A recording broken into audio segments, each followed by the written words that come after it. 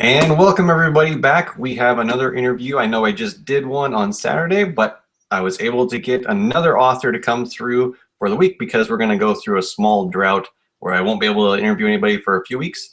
So today I have the wonderful Mariana Llanos, and she is the author of children's books. She has 5 out right now, and 3 of them are bilingual. So I thought it was really interesting to get another perspective since we do a lot of supernatural and a lot of more novel length books. So I'd like to get a new take, and thankfully she was able to come on board. So Mariana, thank you so much for coming here. Well, thank you very much for inviting me. It's really exciting being here and hopefully getting an interesting interview for some people that are looking into something different. Absolutely. Now tell us a little bit about some of your books that you have out there. Like I said, you had 5. What are some of your favorites? How's that? Okay, well, like you said, I have 5 children's books out. They're all available on Amazon there. And 3 of those are in Spanish, actually. They're not bilingual, they're in Spanish only. So my favorite, like you were asking, I don't know, I will have to think about that. It's like choosing between one of my children. So They are like children, so it's really hard. Like, I choose you. Sorry, other it is books. exactly. Sorry, but you'll have to take it. Yeah, you're my favorite. Well, you always have an emotional connection with your books. So yeah, it is. I can tell you why I like each one of them. And there are 2 that stand out definitely. The first one is my first book. The name is Tristan Wolf, and it's my I could tell it's my first favorite because it's my first book, and this is the one that made me like a mother of books. So I really like the feeling that it brings to me, and also that is a book that I share with audiences around the globe because I do author visits through Skype and Google Hangouts. So I share it, and it's amazing to see how children in Nigeria and children in Illinois relate to the same story and laugh at the same times, and they get surprised at the same moment. So that is exciting. And then another book that is also my favorite is called The Staircase on Pine Street, and that is my 4th book, and it is my only chapter book. It's a little bit longer, and it has a lot of my memories in it. Well, not a lot of them. It's not a memoir, but it has some of me. It is about a girl whose grandfather has Alzheimer's disease, and so it's a journey into Alzheimer's, but also into a mystery and an adventure. So I did have to remember a lot of my own grandmother to write this book. So it was painfully sweet to write. So Did your grandmother have Alzheimer's then? Is that how you got the inspiration well, for it? well, she didn't. She wasn't formally diagnosed with Alzheimer's, but she did have all the symptoms. So I don't know if I'm from Peru, so I don't know if back there they just didn't diagnose it because she was older. And I do remember the doctor saying that her losing her memory was part of the aging process. And now I've read a lot, and no, so I don't think I don't think that's true. So I do believe that she was in at least the early stages of Alzheimer's for the symptoms that she had, and that I remember. So it was a good thing to draw from, at least to know that in your mind that's kind of what she was going through, so you could relate that to kids our age who are a little bit more fluent, I guess, knowing what Alzheimer's is and how that relates to something in their life.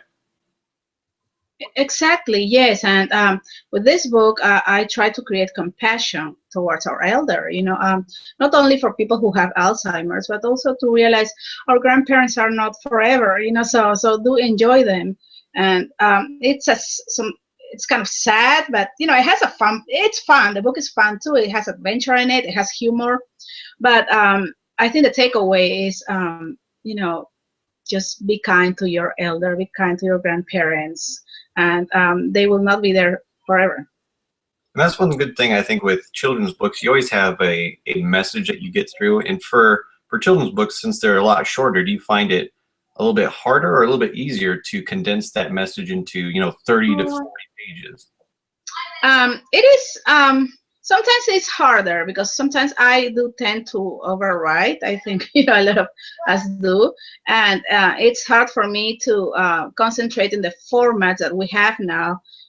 how, they say now picture books have to be 700 words max, or I can't really fit into those categorizations. It's really hard, and these novels have to be this length and this and that.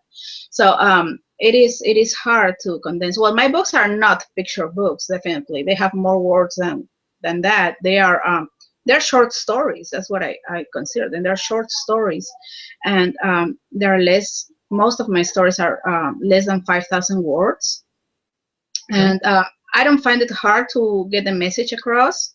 But I do find it hard to, when I have to do my own revisions, and I have to cut some stuff, because something say, oh, this is just perfect, I don't want to move a word. And that part I find hard. Yeah, I'll chime in on that too, because when it comes to editing, that's usually the hardest part, because you're basically trying to sculpt that perfection that you had out there, and you're having to shape it for other people. So for you only have like a set amount of words, and you have to cut smaller pieces off of that. Me, I could take out a chapter and it'd be, nobody would know. Sure. Yes, but yes, it's exactly. like you take out 100 words and people are wondering what the hell just happened. Exactly. Yes, if I'm writing a picture book, yes, definitely. You have to keep your word count to the minimum, and you have to make each word count. That's what they always say, and that's why I usually my stories are a bit longer, more like short stories rather than picture book stories, because I like to put a little bit more of my characters in them. It is hard to categorize, but it's worked for me. So I'm writing actually now a picture book, so I'm trying to keep the word count, below 750, and I'm struggling there. I'm like, oh no, do I need to chop this off? But it is a struggle. So some people that only write picture books, really, I take my hat off, because it is really hard. Well, absolutely. I mean, me trying to figure what you do out, it's kind of like when we try to do the back, the jacket or the blog or the blurbs. Trying to put your whole book into this tiny little itty bitty passage, you're just going, oh, I give up. I just give up. So for people like you who can actually fit that kind of a storyline and have a message with it, I mean, my hat's off to you for that. Thank you. Yes, it is. It is. I've always written short stories. I think it's kind of like what I like writing. I like writing short stories. And maybe one day I'll write a novel. I don't know. Maybe one day, who knows? But for me, it's, just writing a novel, it seems like a long process, because I usually write shorter. But still, that doesn't mean that it doesn't take me a long time to get him to the point where I want him to be. I still take a lot of time editing, revising, and making changes, and making sure everything is where it's supposed to be, and chopping whole blocks of my stories, because they just don't belong there. So yeah, it's still a long process.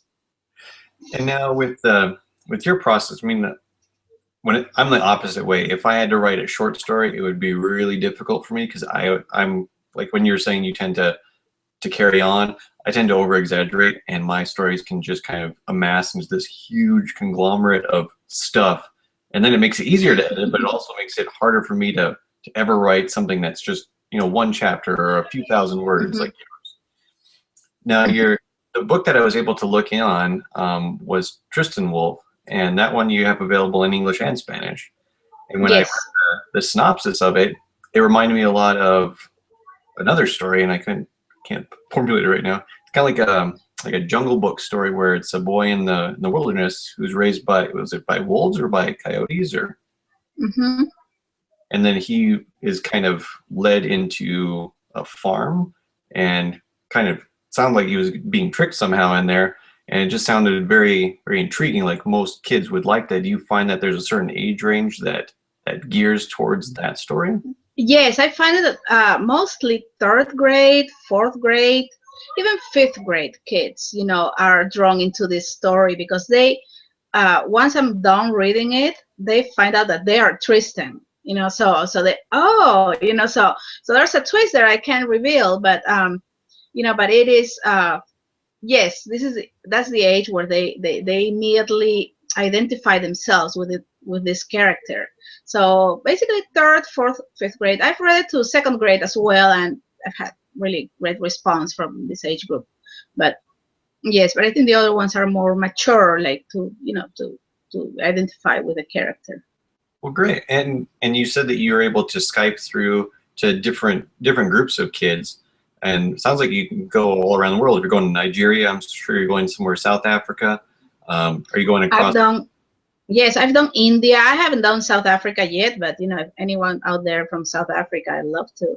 So, and so I've done India, Pakistan, Canada, Ireland, Australia, Argentina, and well, across the U.S., I've done several schools in the United States too. So, yes, and hopefully this coming school year, I'm able to do even more because now I really have the grasp of it. So I know what to give, what they want, and I know how to talk to teachers and be their partner, to show these kids how to create and to get them excited about writing and reading, to tell them that it's fascinating. So every time I'm talking to them, I go back to when I was their age, and I remember how much I loved writing and reading. It was a passion for me, and sometimes for me it was weird when people thought I was kind of a nerd because I loved my books so much.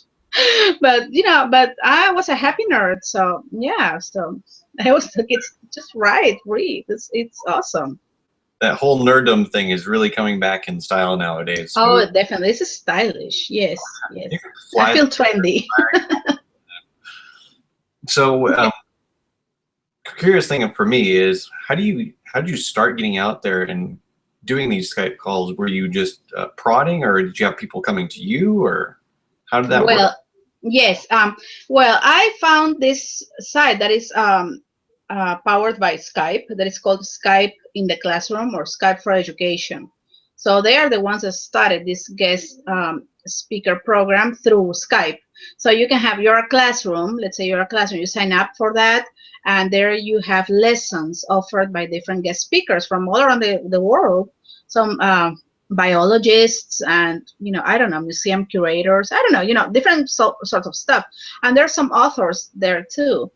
And so I jumped in the train with everything, so I just said, okay, this is the way I get to my readership, because where are my readers? They're at school most of the time, so how do I reach them? I'm an independent author, I should start by saying that, so all my marketing, everything is on myself, on my shoulders, and I don't have a lot of money to do it, so my sweet husband, he's supporting all of my crazy ideas, because he believes in me, but it is hard. So I said, okay, I need to find my readership, and that's where they are. They're at school. So I jumped into it with everything that I have, and I've been talking to teachers.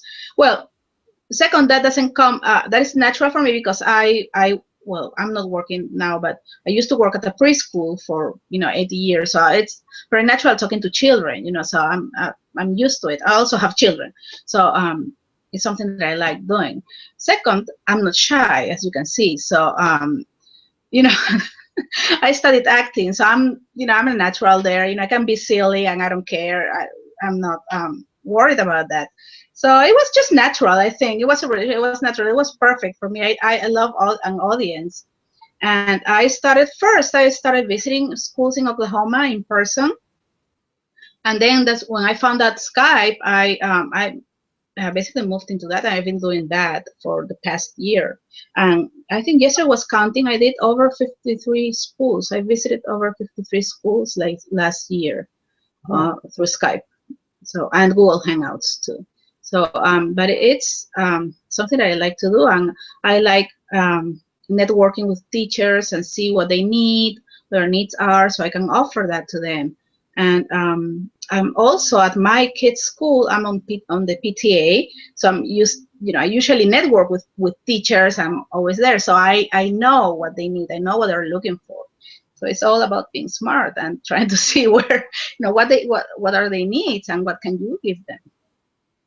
Yeah, and for anybody that's tuning in or listening to this, to try and put it in perspective as an independent author, we can go out there and we can network with other authors, with other reviewers and bloggers and things like that, and we can just dive into those audiences because they're already out there. Mariana is having to do that for like second and third graders who are probably not on the internet or have a blog or reviewing yet. So she is really taking it to a whole new level, and I think that whole Skype thing that you're talking about is fantastic. So I'm glad that you're able to find something like that. It is, yes. You know, and I think the main ingredient for this, because some people will say, oh, so that's a gold mine, and not really. You know, no, it's not that kind of gold. At least, you know, the one that you find there. But it is.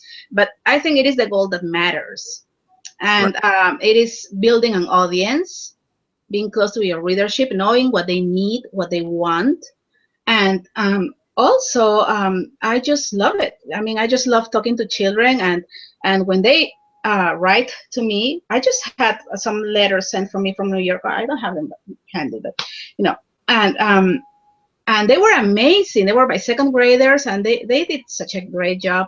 I had a kid writing me on my website, and he told me he read the Staircase on Pine Street, and he told me that you said this book will touch my heart, but you lied to me. It drilled a hole on my heart. So I mean, I was touched by these children. You know how it's amazing how you can touch them, and how kids tell you, hey, you're amazing. I want to be a writer too, and things like that. I don't believe that I'm amazing, you know, but you know, I love it that they think that an author is cool. You know, so I like the example that I'm setting for them.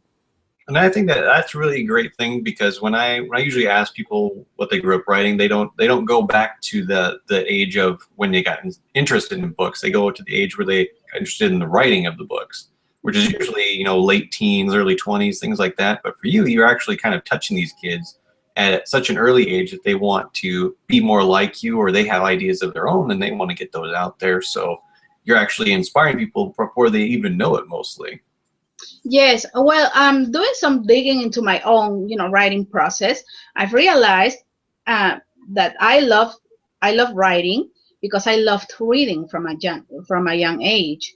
So so it was for me. I wanted to be like my favorite authors. You know, at that time, I don't know who they were, but you know, at that time, I just wanted to write those crazy books that I read and I loved. I loved a lot of Jules Verne, a lot of classic stuff, because you know, back there in Peru in the 1980s, you know, you didn't have a lot of, you know, these children's books that you have here. So you know, but I read a lot of classic stuff that my parents had in their bookshelves. I read Shakespeare when I was 10. I started reading Hamlet when I was 10, and I loved it. I was fascinated by it, and all the words, the complex words, and digging into the dictionary. As I told you, I was a nerd, but you know, I was a cool kind of nerd. So I love it. You know, so I want children to realize that it is, you can have a passion from a young age and you can pursue it, and maybe it won't happen tomorrow. You won't be a writer tomorrow or an author tomorrow, but you can keep on building that and feeding your imagination and your creativity. So when you're older, why not? You know, write a book, or you know, or not, but enjoy the process. The fun thing about that is when you're saying you read a lot as a kid and you're a nerd as a kid. Yeah, when I was a kid, I was reading like some Stephen King here and there. That's about it. And here's Mariana. I'm reading Hamlet and Shakespeare and Jules Verne. And I'm at this age where I'm like, I still haven't read a full Shakespearean. Well, I was really, I don't know. I think it was because I loved reading so much, and I didn't have a lot of other books to get to. You know, if they had given me something simpler, I would have read it first. But you know, my mom had these books on her. I read Tennessee Williams. I remember I had the book of like Short Plays of Tennessee Williams. I know that I didn't understand the whole concept and the context, all the things, you know, that were there, because I was a child, of course. But I just love the stories, you know. So Hamlet was my obsession from then. You know, when I was 10, I started reading. It was my obsession. I loved Hamlet. And you know, something that I'm actually working on an article for my blog. It's like when I was around 14 years old, I wanted to be a boy, because I thought the cool characters are guys.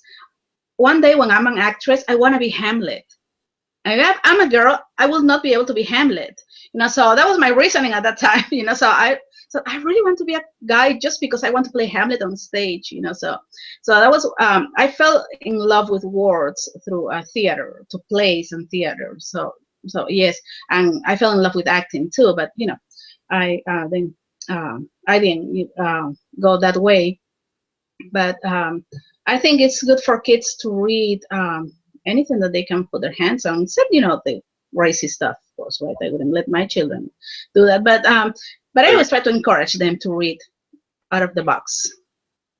Yeah, I think that reading is definitely a staple for kids, and if you can get them reading at a young age and liking it, then you're half the way there, because then their interest will take hold and you got them hooked, and then, as you say, you're gonna grow a whole bunch of little nerds out there. But, yes.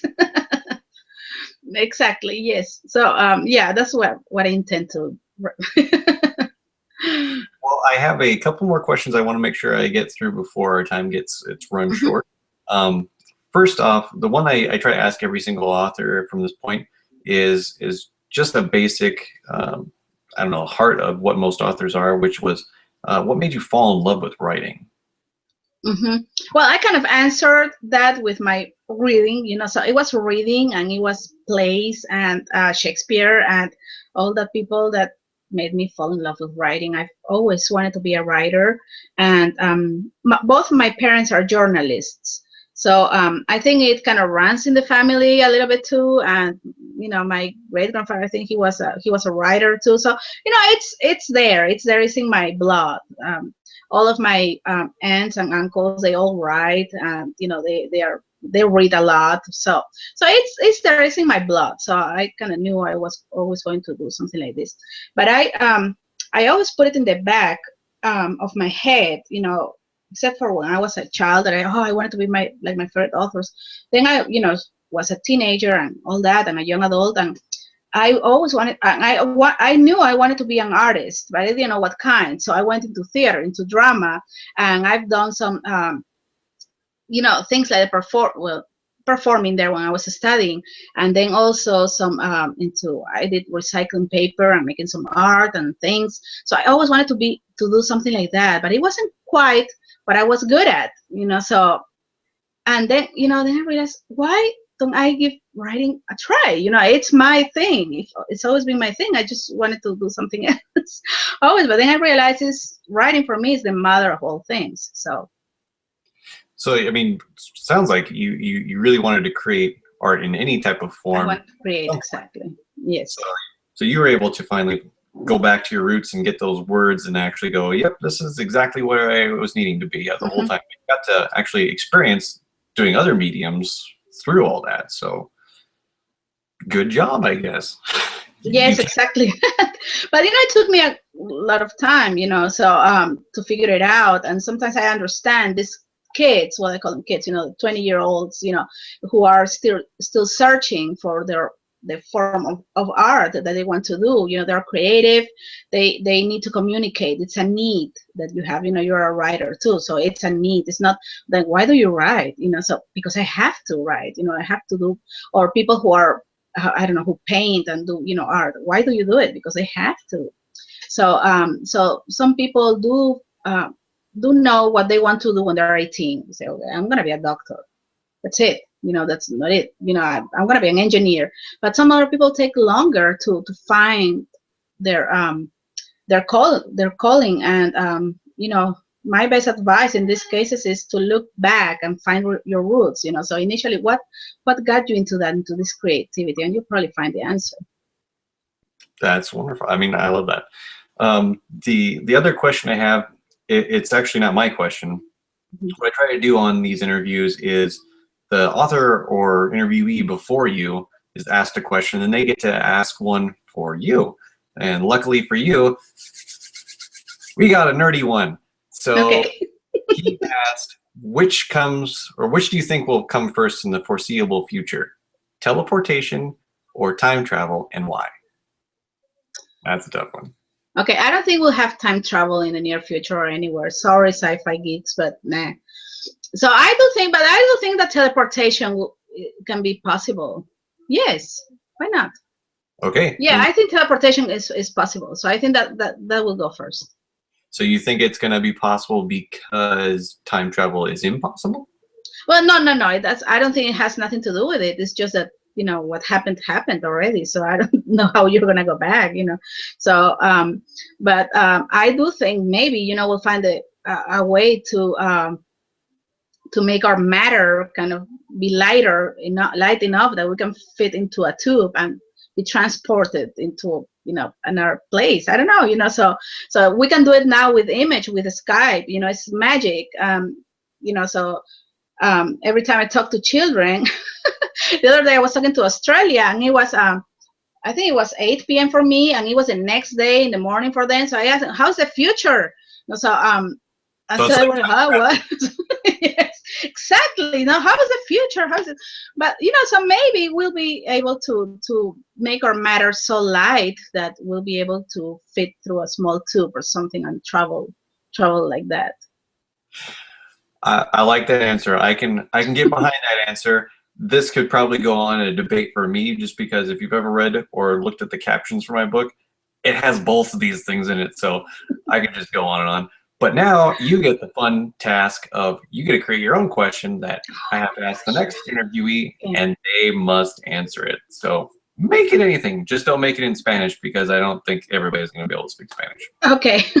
Well, that will give them something to think about, right? So, well, I'm going to ask this next person. Okay, if they could go back in time, one of the machines that you make in your books, okay, one of the machines that you make in your own books, if they could go back in time and meet an author of any period in time, who would that be? And would they get together to co-write a book? How would that book be called? Yes. What would the book be about? Maybe you meet, I don't know, well, Shakespeare, since we were talking about Shakespeare.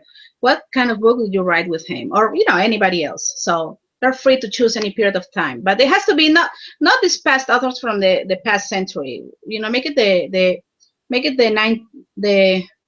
1800s.